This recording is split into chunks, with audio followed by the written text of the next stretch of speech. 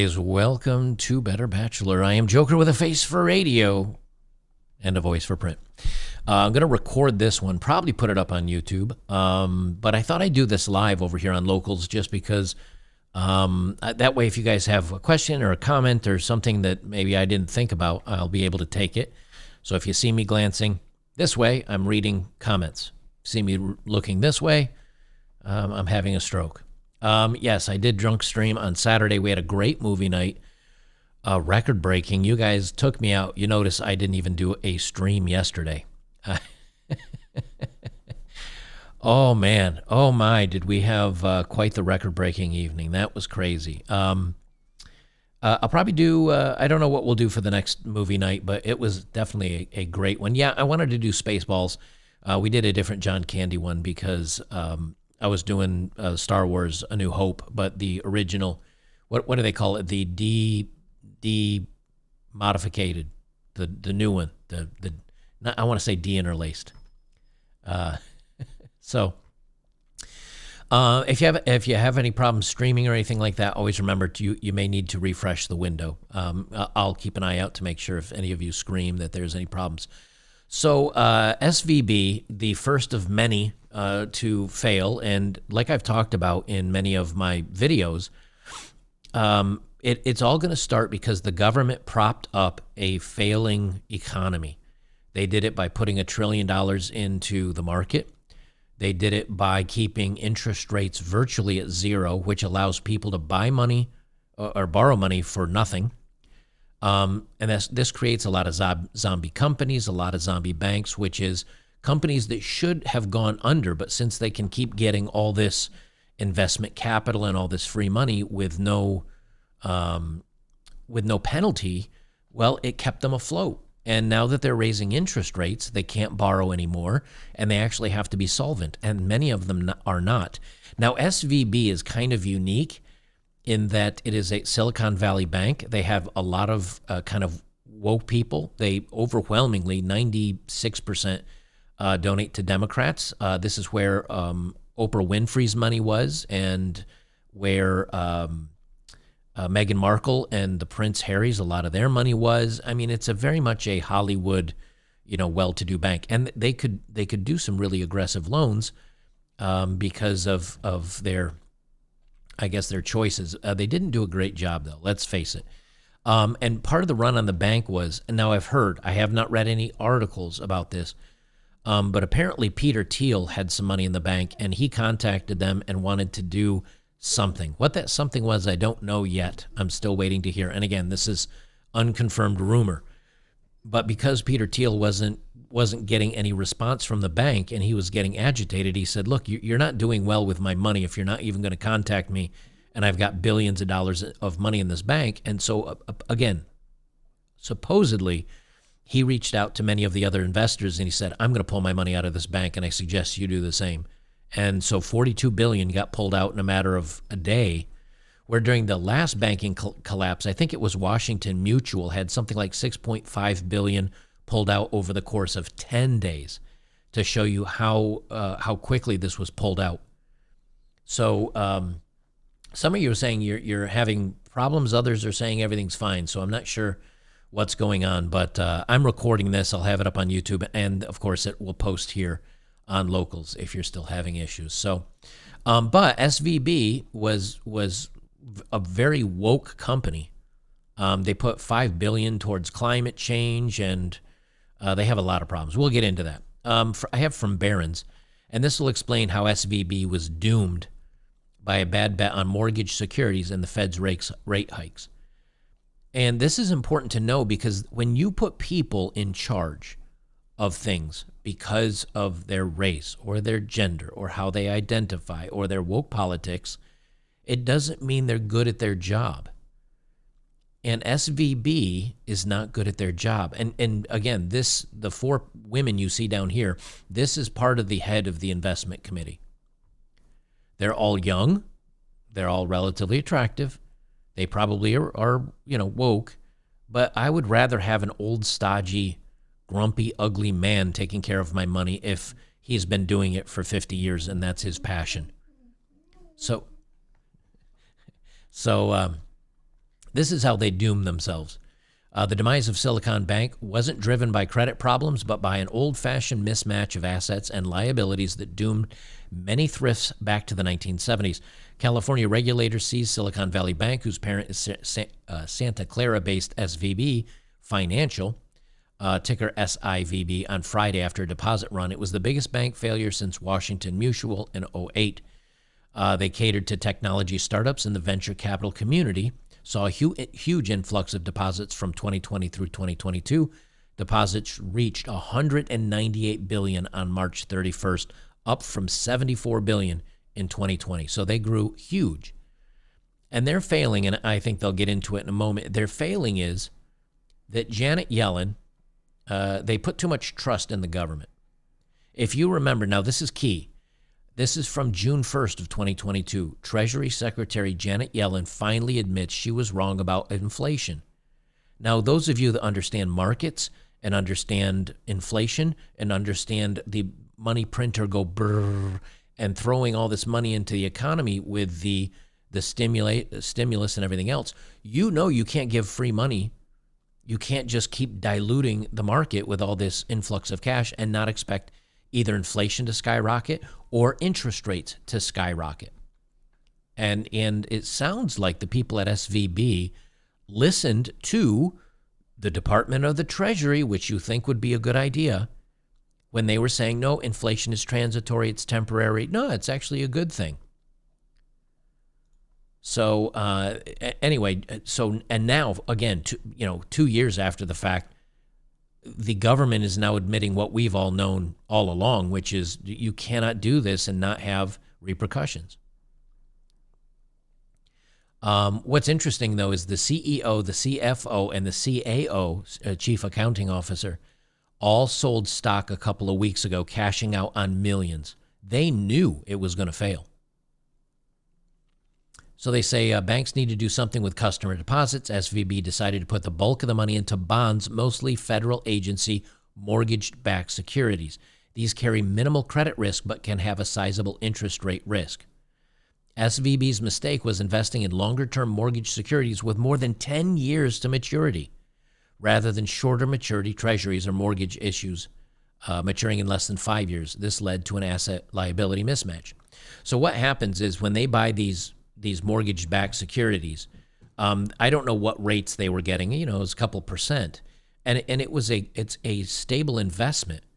But the problem is it takes 10 years to mature, and when the interest rates skyrocket, the value, the new mortgage-backed securities are priced higher, which means if you need to liquidate yours, you need to shave some off. You gotta pay a vig on it, which means you take a deep discount on it, which means it's not worth the $200 billion or whatever. It's probably closer to 150 or 110 or whatever percentage they have to.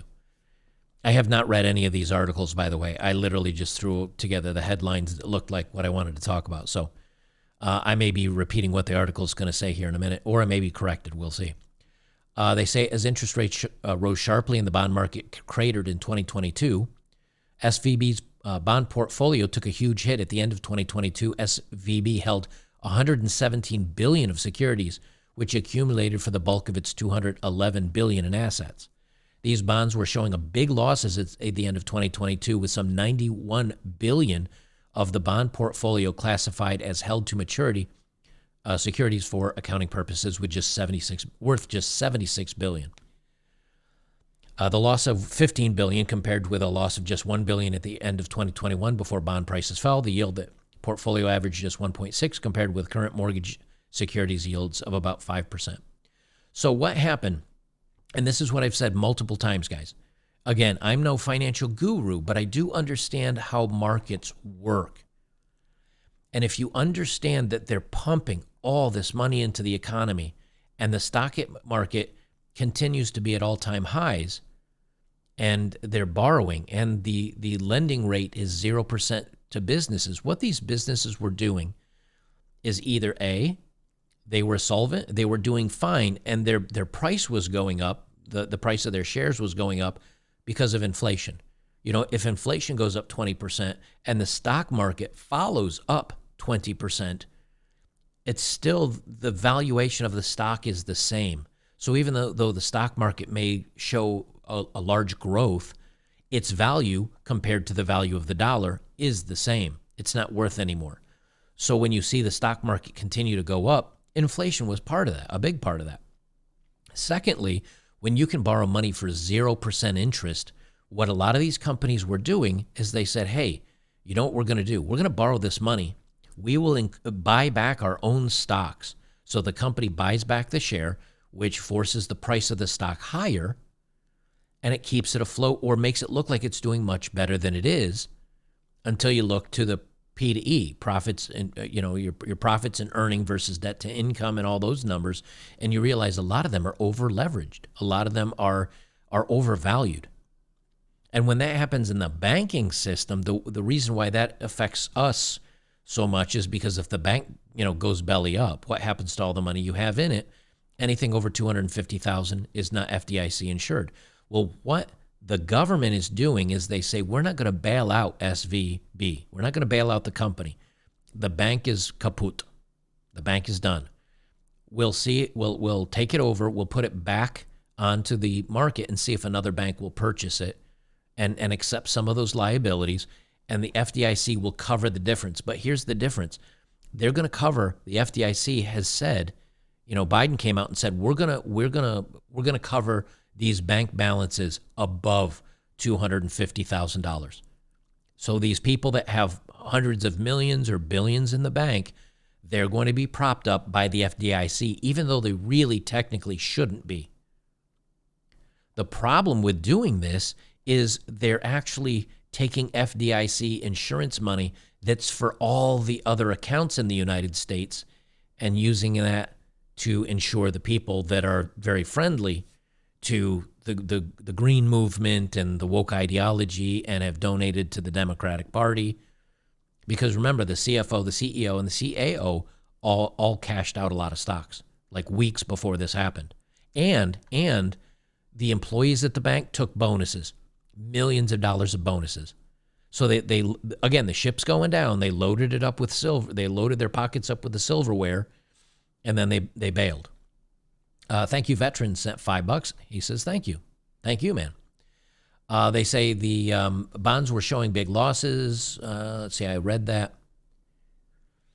Anyway, you kind of get the idea. They go down and through and explain it a little bit more, but you kind of get the idea of that. And here's what I was just talking about. SVB doled out bonuses ahead of the FDIC seizure. So even though they managed the bank horribly and they invested incorrectly, they filled their pockets up before the ship sank. And while we're not bailing out the bank, the people that worked at the bank are loading up their pockets. The people that have accounts at the bank are covered, even though they technically shouldn't be. And I understand why they're doing it, because they say, well, if they're not FDIC insured, there's a lot of venture capital, there's a lot of payroll money, there's a lot of things there that, that we need to cover, or else people get scared and it'll be a bank collapse. But at a certain point, we have to let the market correct itself.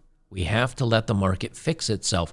If we keep fixing and stopping the crashes and the market falls, and we keep artificially propping everything up, all we're doing is postponing the inevitable and making it worse when it finally happens. SVB doled out bonuses ahead of FDIC. Silicon Valley Bank on Friday paid out annual bonuses to eligible U.S. employees just hours before the bank was seized by the U.S. government. Bonuses for employees in some other countries were scheduled later in the month, but they haven't been paid yet. An unknown number of SVB employees were emailed by the FDIC on a Friday evening offering them employment with the remnant organization for the next 45 days.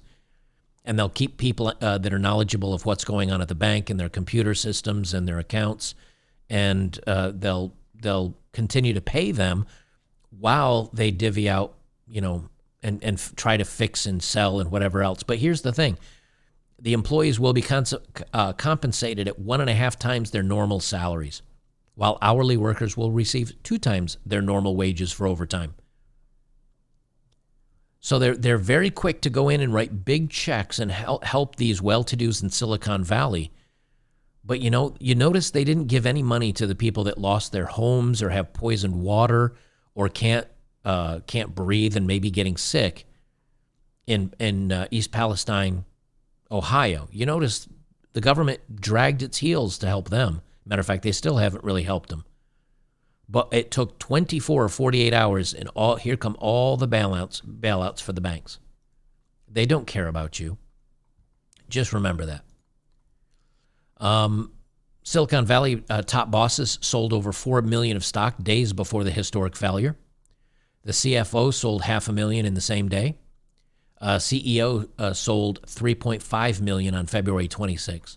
I'm not going to read this. You get it. While the stock value was still 300 and something or other before it plummeted to $36, they all bailed. They're now getting sued, by the way, for financial malpractice. And here's the risk manager. This woman is the risk manager now, or the risk assessment manager. This is the woman that's in charge of the bank deciding what is risky and too risky and not risky, and she bet on the wrong horse. They say the woke head of risk assessment at Silicon Valley Bank prioritized the Alphabet community initiatives, including organizing a month-long pride campaign before the bank lost billions and collapsed. Jay Ursapa, I think that's how you pronounce it, who describes herself as a queer person of color from a working class background. She's got to get all the virtue signals in her title. Organized a host of Alphabet initiatives. That's the LGHD TV community for those that don't know, including a month-long pride campaign, promised Lesbian Visibility Day and Trans Awareness Week, and implemented safe space catch-ups for staff at Silicon Valley Bank. Right before its collapse, the head of financial risk management and model risk has now been accused of prioritizing pro-diversity initiatives over her actual role, which is keeping billions of dollars safe for investors. I put that part in. In corporate video published just 9 months ago, she said she could not be prouder to work for SVB, serving underrepresented entrepreneurs. The firm became the largest bank to collapse since the 2008 financial crisis, disclosing a $1.8 billion loss in its finances, and it's a lot more than that. And somebody put this together. They say when you're so woke that you wake up to not having access to your deposits in your bank. And this just shows all the diversity quotes and lines from her profile. And again, same thing. While Silicon Valley Bank collapsed, top executives pushed woke programs. And they go down through here and they talk about not only all the things that I just read, but they were talking about giving $5 billion to green initiatives, and they're loaning out lots of money to people that want to do green things.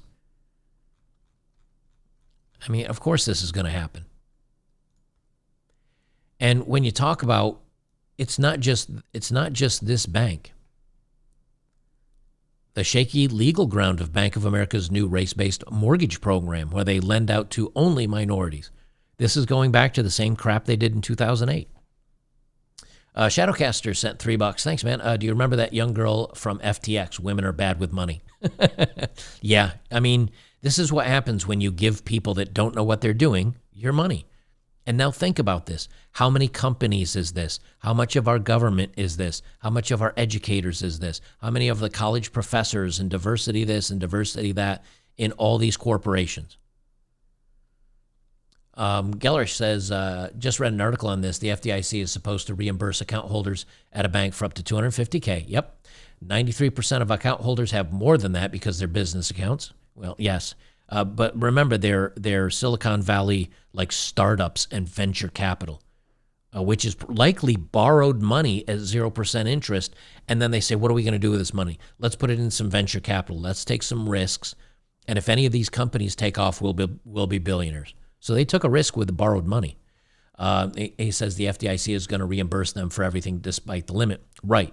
And they're going to be taking it from all the other FDIC accounts at other banks. They're taking that insurance money, supposedly. But anyway, Bank of America is doing the same thing. Offensive says, has the SVB company auction happened yet? I think there were a couple. There's the branch, SVB branch in London, I think, sold for $1. SVB branch, London, sold for £1. I think. Yeah, here it is right here. HSBC has stepped up to purchase the UK arm of collapsed tech startup lender Silicon Valley Bank. They purchased it for $1.21 US or £1, a deal that excludes the assets and liabilities. So I guess they're buying the name,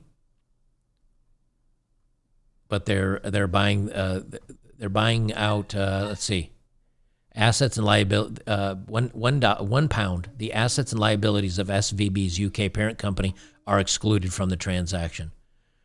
They say it strengthens our commercial banking franchise and enhances our. I don't know. I got a dog that is incessantly playing with a toy and frustrated. So you're going to hear squeaking. And as of Friday, SVB UK had loans of about $5.5 billion to deposits around $6.7 billion, with $88 billion of full-year profit before taxes. The bank expects SVB UK's tangible equity to be around $1.4 billion, but the financial calculation of the gain. So, it's a handoff. But they're saying that the equity may be around $1.4 billion. So the rich people just sold the other rich people a couple of $1 billion of assets for $1. I don't know about you. I would have paid $2. I would have paid $2 at least. I could have doubled what they got for it. This does not give confidence to anybody. Let me just tell you. Oh, yeah. There you go. I'd buy that for $1. Yeah, there you go. I'd buy it for $2. And here's the part to kind of be mindful of, guys. U.S. banks have over $620 billion in unrealized losses, according to the FDIC. Now, remember, they were saying, I think they said SVB had $1.8 billion in loss. $1.8 billion. Right here it is. SVB was abruptly shut down. The innovation shortly after it disclosed it had taken a $1.8 billion hit from $21 billion fire sale of its bond holdings. So it lost 1.8. But now they're saying U.S. banks have $620 billion in unrealized losses. See, what happens is when you invest in, and this is why I told you guys, right, that when you have interest rates so falsely low for a long time and borrowing is so easy at 0%, people borrow the money and then they throw it back out. They throw it into venture capitalists.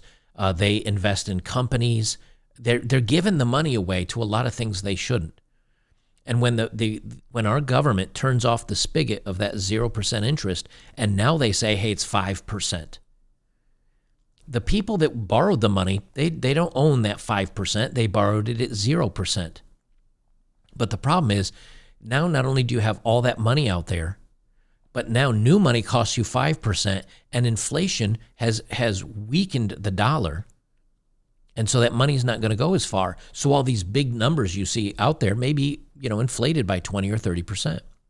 And companies like these startups and everything else, they can't borrow at 0%. So here's the thing. To stop inflation, they have to raise the interest rates. When they raise the interest rates, it shuts off the spigot. People don't borrow. People can't invest in these stocks. The stocks stay artificially elevated for a while until people realize, hey, this is overvalued, and they they need money because, hey, no more free money from the government at 0% interest rate or from banks at 0% interest rate. I need to get some of my money back. So I'm going to start selling these stocks off. I'm going to start withdrawing my money because I need it now for the company or for whatever. I got my 3 or 5 or 10 or 20% interest on it, or valuation or growth on it or whatever, and they take it back. But what happens when everybody does this at once? And what happens when our government, that's $31 trillion in debt, has to keep borrowing money, but now instead of 0%, it's at 5%. They can't pay it back. And part of the reason why the banks are popping off like this is because we've raised interest rates so quickly to tamp down inflation but the banks weren't prepared for it. It was too much too quick. That's Jerome Powell over at the Fed. Geller says, keep this in mind when experts say to use debt as a tool for your financial future. Debt is not a tool. It's syphilis. Well, if you can get it for 0%, it can be used for a tool. But the problem is these banks invested in long-term mortgage-backed securities and other things that only pay a couple of percent. And with the interest rates going up, they're taking a haircut on all of it. TMRJ says, $5. Thanks, man. May I inject some serious pleasure into this business? 2 minutes of Gene and Donald in Start the Revolution Without Me, a great movie night suggestion. He slyly posited. It has Orson Welles in highly impactful role of a loaf time. I think you meant lifetime, but you said loaf time, so I'm going to say loaf time.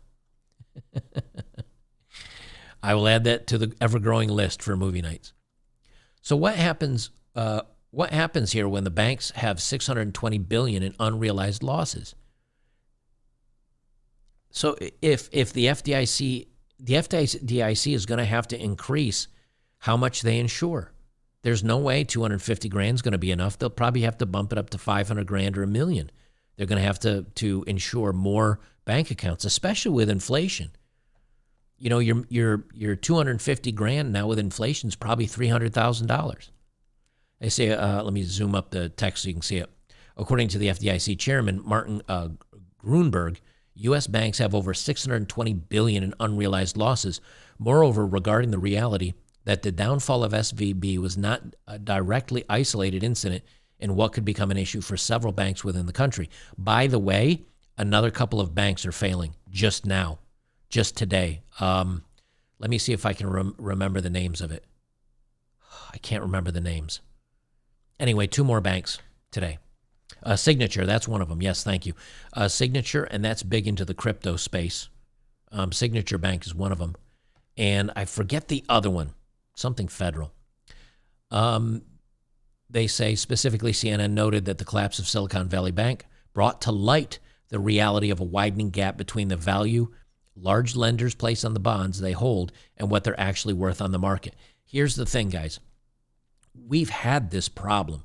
This problem has existed. And those of you that have watched me for at least the last couple of years, every once in a while, when I talk about finances and this stuff, I always warn you, I don't know what I'm talking about. So be careful in listening to me about this stuff. But every time I said the stock market shouldn't be this high, something weird is going on. The stock market with all these small and medium-sized businesses because of the lockdowns and the bug and all that stuff, we should not be where we are. So, why is this not falling off? And then come to find out, it's the low interest rate and people buying back their own stocks and borrowing money to prop up their companies and keep they're lifeless. That's why we call them zombie companies, because they're dead, but they just keep getting these cash injections at 0% interest rate, and so they shamble along like zombies do. They're already dead, they just don't know it. And what happens is news like this, these bubbles burst and people go, oh my God, I did not know this. The normies now know what's going on. And then it's game over. Then everybody starts waking up to this stuff, and it's the proverbial straw that breaks the camel's back. According to FDIC Chairman Martin Grunberg, U.S. banks have over $620 billion in unrealized losses. Moreover, regarding the reality that the downfall of SVB was not directly an isolated incident and could become an issue for several banks within the country. Specifically, CNN noted the collapse of Silicon Valley Bank brought to light the reality. You literally just said the same thing, you dummies. U.S. banks maintain plethora of unrealized losses. And again, I'm not going to go down the rabbit hole. You guys can look it up here. But what does this mean? Look at these stock prices, guys. Now, I know this is blurry. This is just a screen grab. SVB, down 60% change in one day. Strong sell. Pacific West Bank Corp, down 37%. Strong sell. Signature Bank, that's the one we were just talking about, down 22%. Sell. Western Alliance Bank Corp, down 20%. Strong sell. First Republic Bank, that's the one I was talking about. I think First Republic Bank has fallen more than 75% now. This screen grab as was 14%. I think it's 75% now. I'll have to look it up in a moment. Let me Let me look it up. First Republic Bank stock. I think that's the one that went.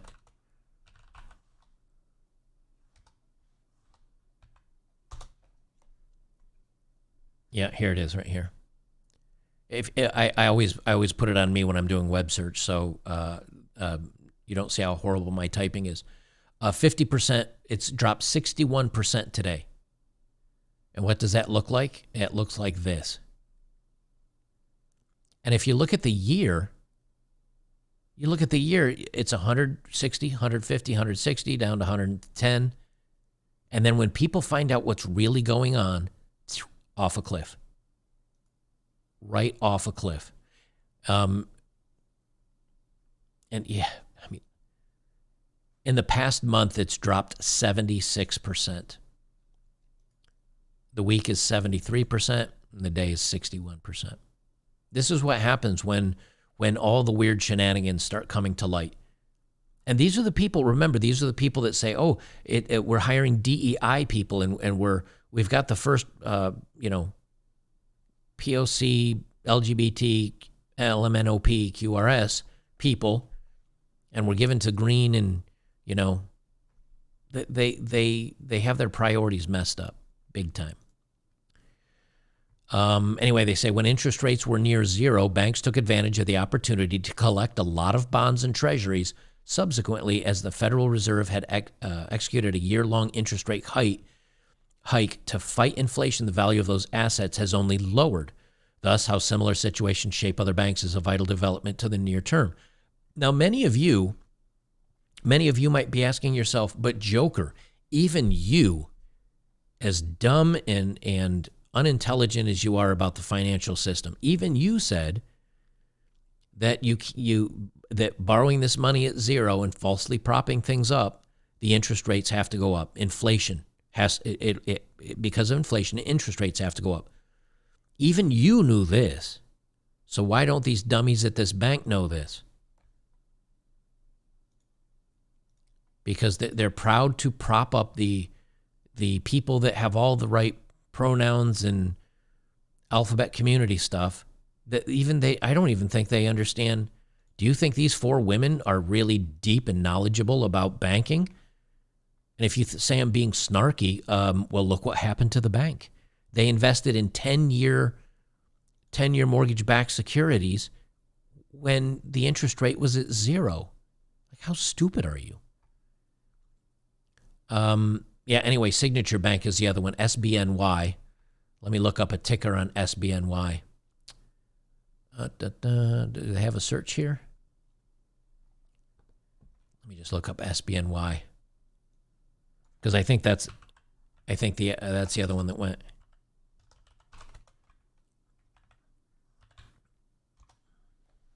Yeah, here it is right here. Oop, wrong button. There we go. They're down 67% on the month. On the year, they're down 75%. People are finding out these banks are just nothing. Metropolitan Holding. I could go down and read all of these, but it even affects bigger banks. But look at this. Strong sell, strong sell, strong sell, sell, sell, sell, sell. Get the hell out of the banking sector. That's what that's telling you.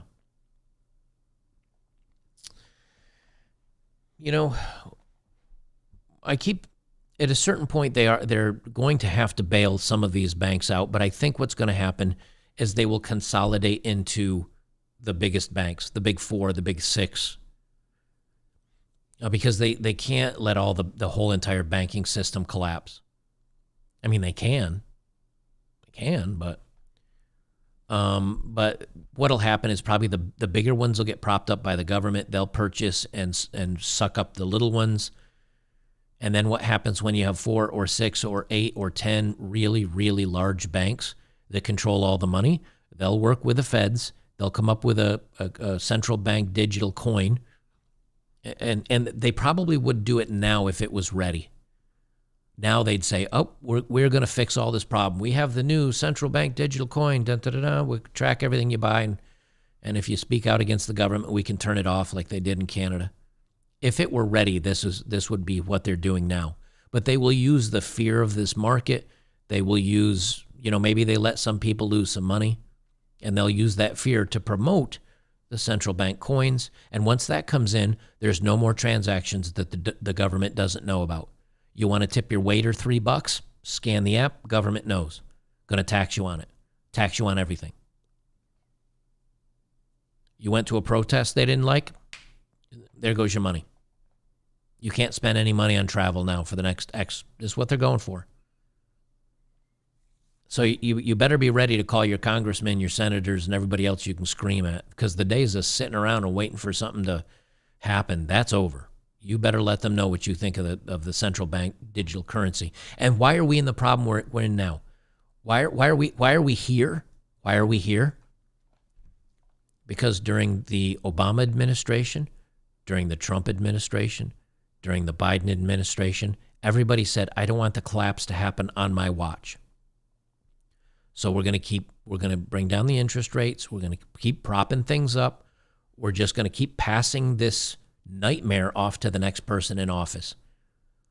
Oh, we'll blame it on the Republicans. Oh, we'll blame it on the Democrats. Oh, we're going to blame it on somebody else.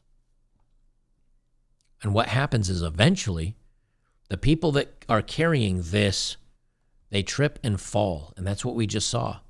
And everything gets revealed and everything gets scattered all over the ground. Here we are.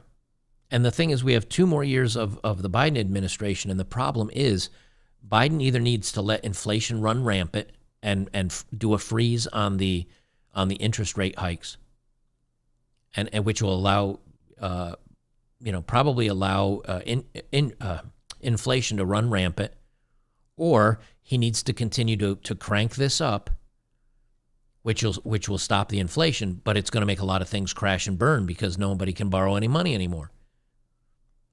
And if you remember, I told you that was probably likely what was going to happen, is we're in a pinch now where the feds can't go too high in the interest rates, but also inflation's attacks on everybody. It's hurting everybody, especially the poorest. You make $1 million a year and a ground beef goes to $10 a pound, $20 a pound. You'll suffer a little bit. You'll be like, man, this sucks. But you can still buy your ground beef. You can still buy your $10 eggs. You can still buy your $7 milk. Who can't are the poor people. And what do? They go to the government and say, we need handouts. So the government says, okay, we got to give some handouts. We got to help these people. What does that do? Causes the government to print more money, which dilutes things more, which causes inflation go up, which means they need to bring the interest rates up. But they can't bring the interest rates up because the banking, all the investments that the bankers made are poorly done in long-term securities. It'll make the banks fail. This is what happens when you put stupid people in power. And again, I'm not saying it's just this administration. I'm saying we've been putting stupid people in power for a long time. This is why instead of balancing everything on a federal system, that's why we need to go to state. That's why we need to go to community. We need to bring government smaller, not larger. But what are the nimrods in our government and many other governments trying to do? Global. Let's go global. Global cannot address these small different issues of each different area. This is why a collapse is the more they push for the global agenda, the more a collapse will likely happen. And if it happens bad enough, everything has to shrink up. Offensive says, my bank is down 10% just today, 20% this week. Their stocks were already small fish compared to SVB. I'll tell you, man, so I've got some money. I've got some money that I have set aside. And my plan for that money is to purchase my home. And as you guys know, I bought the land and other things. I'm kind of waiting either for a real estate market crash or a stock market crash. These banks that are crashing down now are still overvalued. They're still overvalued. You should not see bank stocks in the $300 and $400, $600 like SVB was. That is ridiculous. I don't know if you look at. Let me go to the analysis on Signature Bank here, or SVB. Let me go look at. I'm not sure if, give me just a second here. Let's look at this SBV.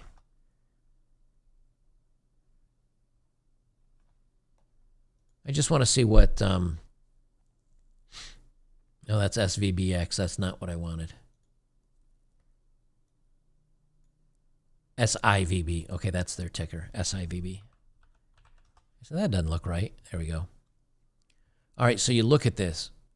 Now, of course, everything is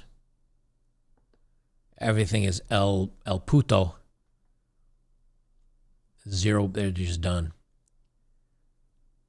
Let me look at their financials and see. Let me zip out just to see.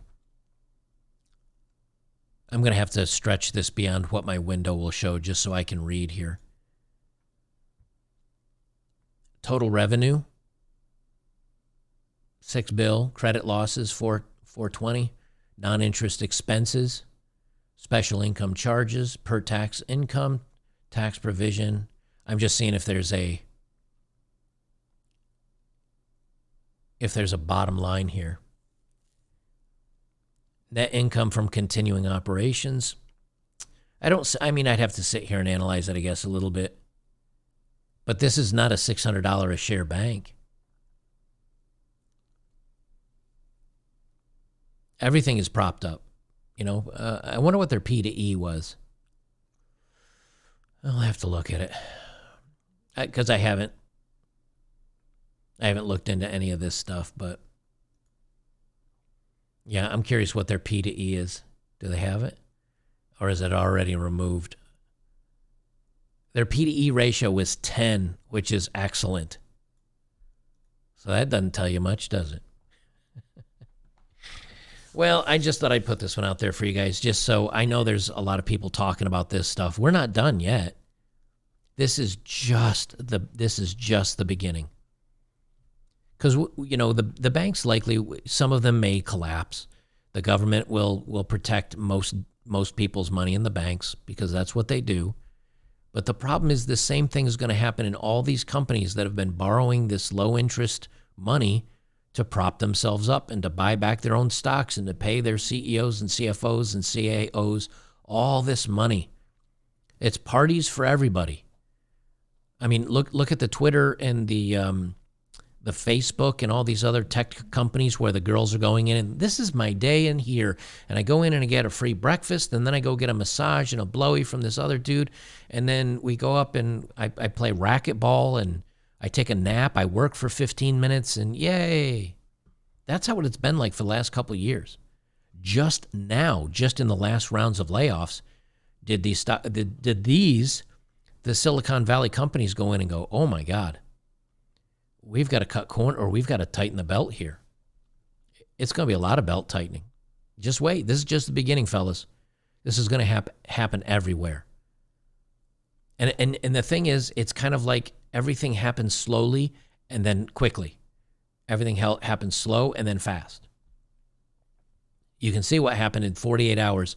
The banking industry was fine, and in 48 hours, it's, the president has to come out and give his 4-minute speech. President Potted Plant comes out and says, everything's fine, nothing to see here, as it all burns down behind him. 48 hours. What happens when the power grid goes like that? Or gasoline, or, we get hacked and there's something happens, or whatever. We get in a conflict with China and we can't get any parts for tractor trailer trucks that deliver everything and they start breaking down. What happens if all these, instead of these, chemical tanks on these trains getting dumped over and falling over, what happens when it's food? What happens when it's, fuel? That's why I say it's very easy to be in this mind space of everything is fine. Dude, stop worrying. Stop worrying. Oh my God, I need to worry. Just like that. It just happened in the banking. What happens in energy? What happens in XYZ? Just be mindful of that. I will leave it there. I did like 45 minutes. That's good. I really don't have much else on this particular one, but, here's where we are.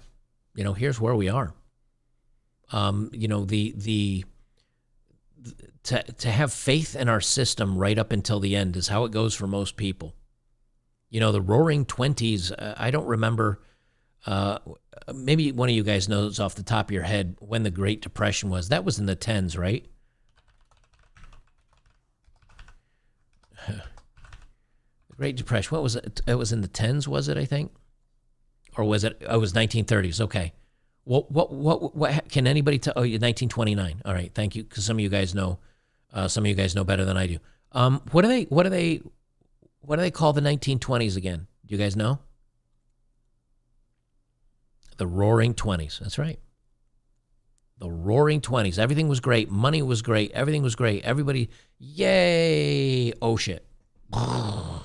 Crash and burn. Everything's been great, right? Everything's been wonderful. And then it's not wonderful. But what do they keep doing? Zombie. Free money, free money, free money. Zombie, zombie, zombie, zombie. Everything is great until it's not. I'm not being a doomer. I'm just saying be prepared. Have extra food. Have water.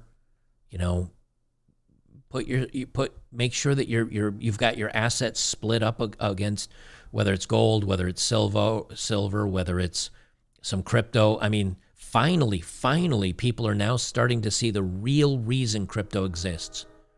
Because if you watched it for a long time, Bitcoin would track right with the stock market. And it was kind of that's kind of interesting. And, we'll take a little look at this thing over here. All of a sudden, people are saying, okay, where am I going to put my money? If it's not safe in the banks, I can't buy stock because stock's all-time high. What do I do with all my money? Land, gold, silver, and now people are looking at crypto. Bitcoin today is finally diverging from the market. For the longest time, like I said, Bitcoin was kind of tracking with the markets. Bitcoin's up 13% as of today. Right there. Gee, what could have happened on the 13th? Gee, what happened today? As soon as the markets opened, the banks tanked and crypto went up because people are looking for a safe place for their money. It started out roughly around 22 and it's now roughly around 24. It's gone up $2,000, which is 13%. People want a safe place to put their money. And if it's not the banks, what is it? Land, silver, gold, all the things you hear people, preppers and all us other weirdos talk about. Me personally, I bought some equity shares, ETCs of gold and silver and copper. Copper is the other one. TMRJ says $5. How much for estimated RV hookups at Casa Joker? Includes water, power, and bourbon for the first 1,000 visitors, right? Brother, I got to find the land first. I got to talk to attorneys. I got to figure out how much solar is going to cost me out there. If things go really bad, El Casa de Joker may end up being on my property. I may not even be able to afford anything. Everything crashes. I might be saying, "Hey guys, come hang out with me." You show up, and I'm handing you a shovel and a pitchfork, and I'll be like, "Go plant the turnips. You're on potato duty." It won't be how much it costs you in money. It'll be your labor planting us food. You never know. We joke about it, but All right, guys, I'll leave it there. Thanks for hopping on. Thanks for the last minute to hop on here. I'll have more videos out for you. I got a bunch of other stuff I wanted to talk about, but I just wanted to throw this out there real quick so you guys knew I was alive after our last movie night, which was fun. And some of the reasoning, but most of the stuff is because you've got dumb people in big positions not knowing what they're doing. They're getting hired for the wrong reasons, and now the bell tolls for thee. And these dumb people don't know what they're doing, and they're going to get us in a lot of trouble. It's been like that for the past couple of years. It's going to get a lot worse before it gets better, so make sure you're prepared. All right, guys, we'll see you in the next one.